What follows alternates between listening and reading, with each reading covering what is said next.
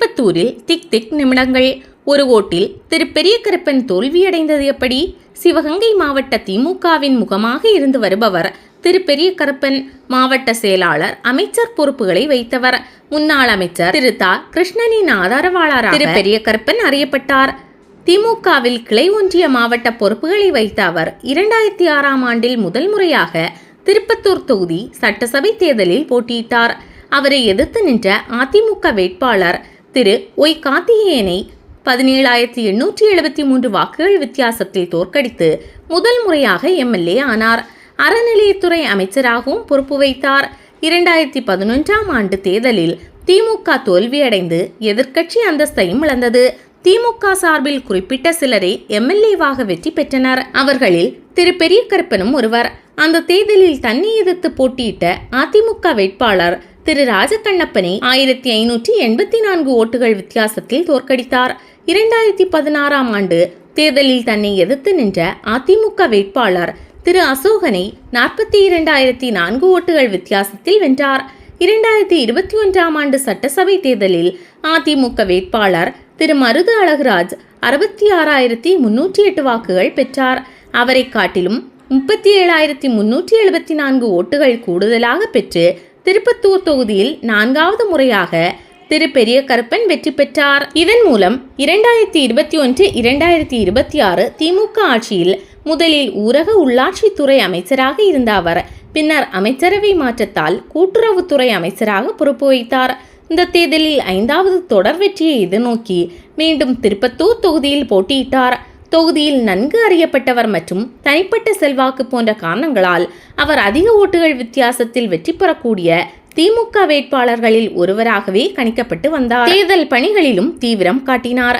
அவரை எதிர்த்து அதிமுக கூட்டணி சார்பில் தென்னிந்திய ஃபார்வர்டு பிளாக் கட்சி தலைவர் திரு திருமாறன் போட்டியிட்டார். தவிக சார்பில் திரு சீனிவாச சேதுபதி களம் கண்டார்.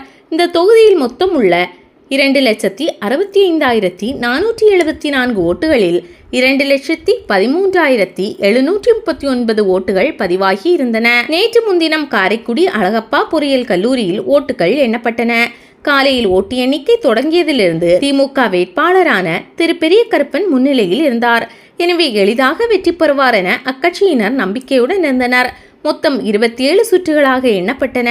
20வது சுற்று வரை தவிக வேட்பாளர் திரு சீனிவாச சேதுபதியை விடாமல் அமைச்சர் திரு பெரிய கருப்பன் சுமார் 5,000 ஓட்டுகள் முன்னிலையில் இருந்தார். ஆனால் கடைசி கட்ட சுற்றுகளில் தவிக அதிக வாக்குகளை பெற்றிருந்தது. எனவே திமுக தவிக இடையேயான ஓட்டு வித்தியாசம் குறைந்து கொண்டே வந்ததால் இரு கட்சியினரும் பரபரப்பானார்கள். தமிழகம் முழுவதும் மிகுந்த எதிர்பார்ப்பு இந்த தொகுதியின் மீது நிலவியது. 25வது சுற்று நிலவரப்படி திரு பெரிய கருப்பன் 77,773 வாக்குகளும் திரு சீனிவாச சேதுபதி 76,646 வாக்குகளும் பெற்றனர். அதாவது இருவருக்கும் இடையே 1,127 ஓட்டுகள் தான் வித்தியாசம். 26வது சுற்றில் திரு சீனிவாச சேதுபதி முந்தினார். அவர் 80,929 வாக்குகளும் திரு பெரிய கருப்பன் 80,730 வாக்குகளும் பெற்றிருந்தனர். இருவருக்கும் 199 வாக்குகள் வித்தியாசம் இருந்தது. இறுதி சுற்றான 27வது சுற்றில் திரு பெரிய கருப்பன் 81,641 வாக்குகளும் திரு ஸ்ரீனிவாச சேதுபதி 82,247 வாக்குகளும் பெற்றிருந்தனர். அப்போது கீழசீவல்பட்டி, SS கோட்டை, ஆலம்பட்டி ஆகிய பகுதிகளுக்கான 3 மின்னணு வாக்குப்பதிவு எந்திரங்கள் பழுதாகி இருந்தன. இதனால் ஏற்கனவே நிறுத்தி வைத்திருந்த தபால் வாக்குகளை எண்ணும் பணிகளை அதிகாரிகள் மேற்கொண்டனர். இதில் கிடைத்த ஓட்டுகளையும் சேர்த்தபோது திரு சீனிவாச சேதுபதியை காட்டிலும் பெரிய கருப்பன் 212 ஓட்டுகள் அதிகம் பெற்றிருந்தார். தபால் வாக்குகளில் திரு பெரிய கருப்பனுக்கு 1,183, தவிகவுக்கு 365, செல்லாதவையாக 304 இருந்ததாக தெரிவிக்கப்பட்டது.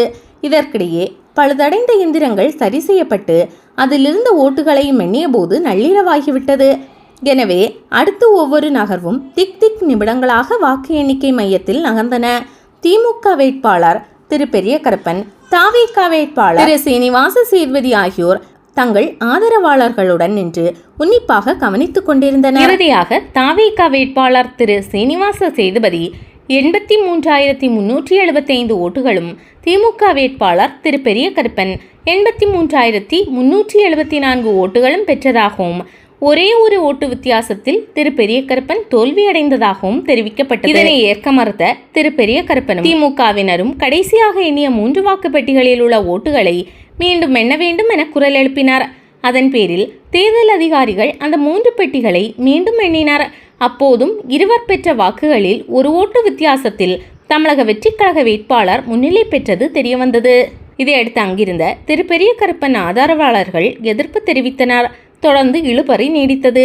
இந்த தகவல் அறிந்ததும் அங்கு காரைக்குடி தொகுதி தாவேகா வேட்பாளர் டாக்டர் பிரபு வந்தார்.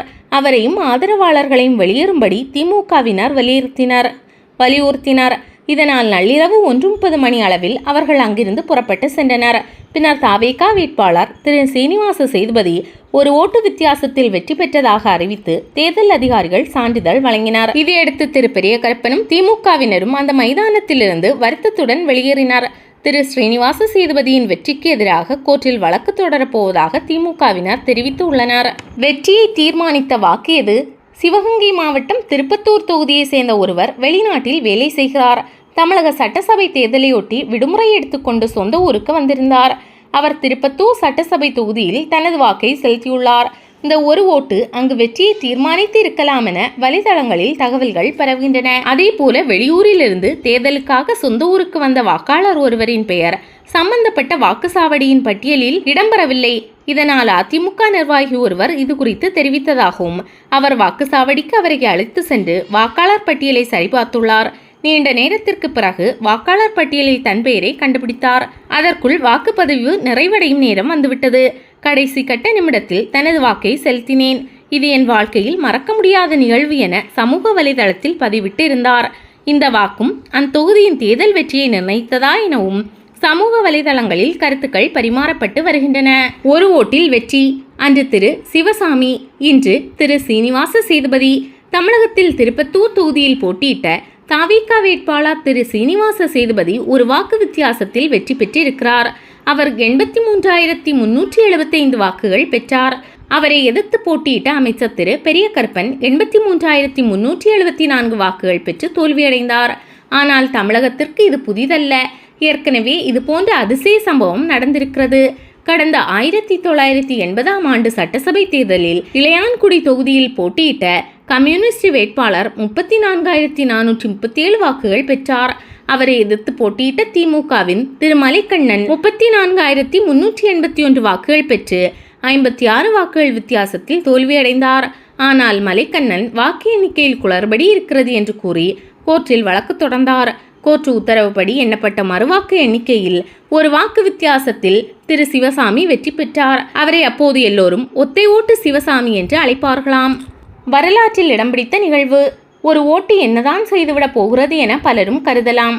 ஆனால் ஒரு ஓட்டு நமது தேச மக்களவையில் ஆட்சியை கவிழ்த்திருக்கிறது. உலகின் பல இடங்களில் திருப்பங்கள் ஏற்பட வழிவகுத்து இருக்கிறது. அதனால்தான் 100% வாக்குப்பதிவை வலியுறுத்தி விழிப்புணர்வுகள் ஏற்படுத்தப்பட்டு வருகின்றன. தொடர்ச்சியாக 20 ஆண்டுகள் எம்எல்ஏவாக கோலோச்சிய திரு பெரியகருப்பனின் வெற்றியை ஒரு ஓட்டு மாற்றியிருக்கிறது. இது போன்ற பல உதாரணங்கள் இருந்தாலும் கண்முன் நடந்த நிகழ்வாக இது வரலாற்றில் இடம் பிடித்துவிட்டது.